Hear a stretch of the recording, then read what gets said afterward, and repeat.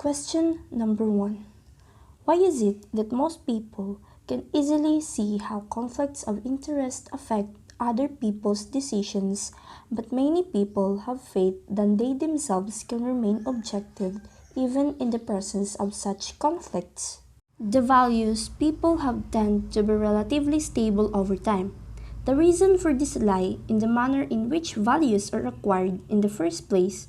That is, when we first learn a value, usually at a young age, we are taught that such and such behavior is always good or always bad.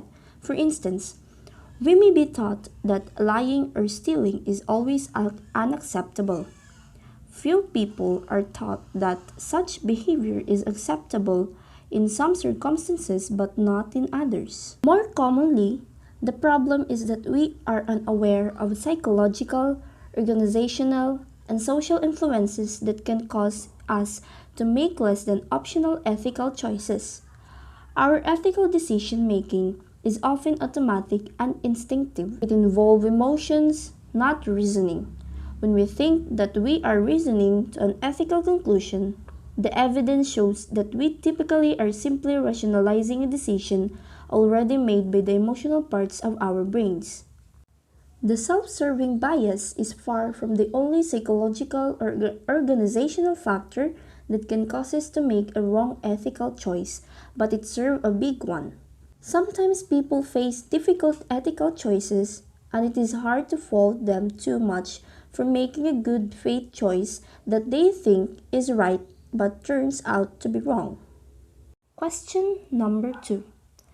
This video talks about how the self-serving bias can make it difficult for people facing a decision with ethical dimensions to make the right choice when their interests are involved. What other factors that are illustrated in Ethics Unwrapped videos can make it difficult for a well-meaning person to make the right choice? Our brain's intuitive system often gets it right, but not universally. So we should never ignore our gut feelings when they tell us that we are about to do something wrong. But our intuition does not always choose the ethical path. An important reason that the intuitive or emotional part of our brain is the self-serving bias, which often lead us to unconsciously make choices that seem unjustifiable to objective third-party observers. When you got an instinct and it's different from your head, when your brain was talking you, it's not a good feeling. The best feeling is something that you know what is right at your head and you feel is right, and you make a decision and then you go for that. What appears to be ethical depends on what behaviors you believe are safe and consensual and what you think is dangerous, manipulative, or coercive. These beliefs and viewpoints are largely conditioned by prior and current experiences, which varies between individuals. They also vary with each person's perceived personal power and role in the behavior. This leads participants to often fail to recognize that outsiders may believe some behaviors to be suspect in motive, self-serving, and unethical and can be a surprise. Confirmation bias is strong, and anyone desiring to act ethically would do well to regularly check in with independent evaluators.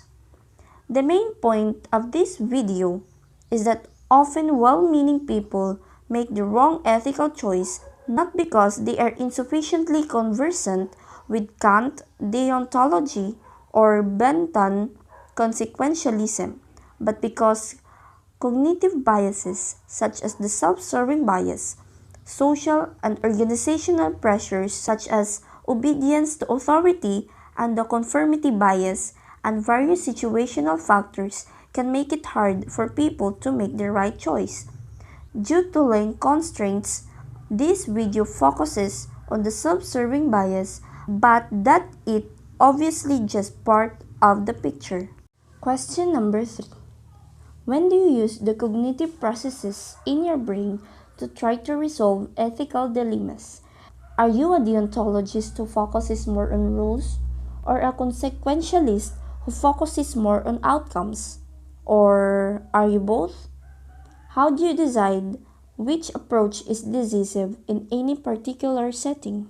The dual process model of moral decision making suggests that decisions to reject causing harm on moral dilemmas, where causing harm saves lives, reflect concern for others. Recently, some theorists have suggested such decisions actually reflect self focused concern about causing harm, rather than witnessing others' suffering.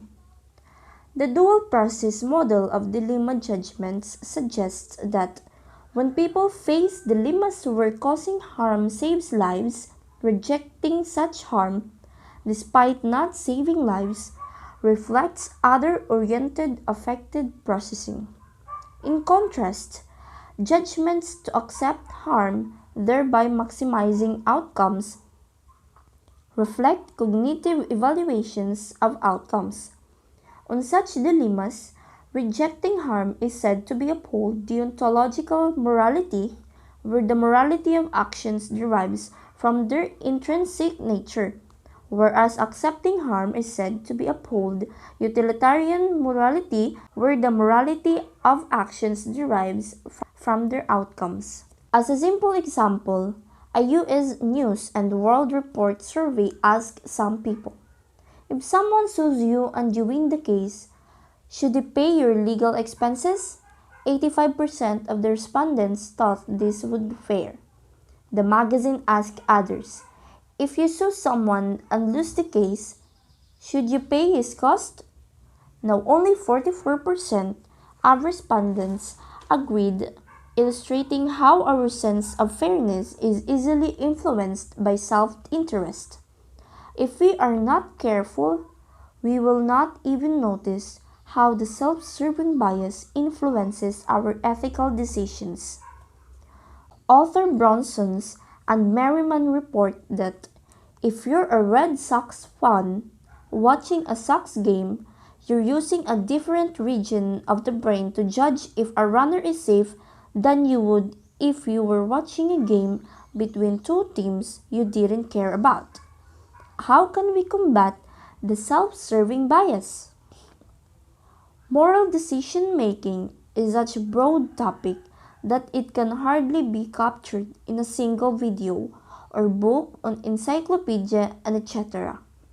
Many ethics teachers sensibly spend much of their time contrasting deontological rule-based approaches to deciding ethical issues to consequentialist approaches. Understanding these approaches is critical, but it is also important to understand that many ethical decisions are made intuitively before the brain's cognitive processes can implement these approaches, and that people are often deontologists in some settings and consequentialists in others. And it is unclear why they choose one approach in one setting and the other is a different setting, except that the self-serving bias and other cognitive biases, organizational and social pressure, and situational factors seem to have an impact. Next, and the last question is, how is it that respected members of the community who have been very successful in business make decisions to engage in inside trading, pay bribes to get business, and fudge earning numbers?